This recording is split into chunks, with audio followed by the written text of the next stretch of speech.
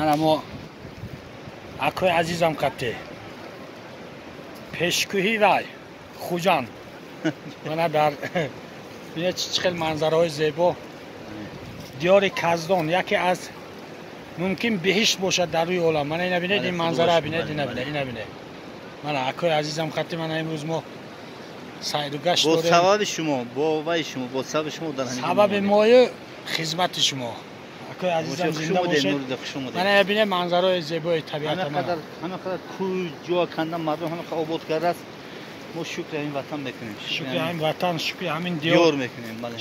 شکر وای مردهای وای ما از شما التماس میکنیم حتما هر سال در فصل تابستان آمده در همین دیار اجدادی خودتون یک راحت کنید. عائله ها بچه‌هاتون نیبرو گرفته به خداوند برای الهام همین زور یک همین مردم برام همین یک دلشون گرم شد نسبت همین دیار تیز بیان مهمون شوید با خداوند یک آبادی میشه ان شاء الله. من درگاه وای حاجی عوض باقی من این ارچه تاریخی ممکن 100 ساله داشته باشد.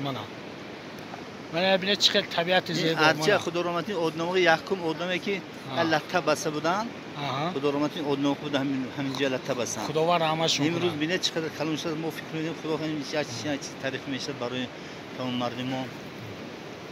بهترین جا من حاجی جمشید دیده در سایه ارچه و دورت استراحت.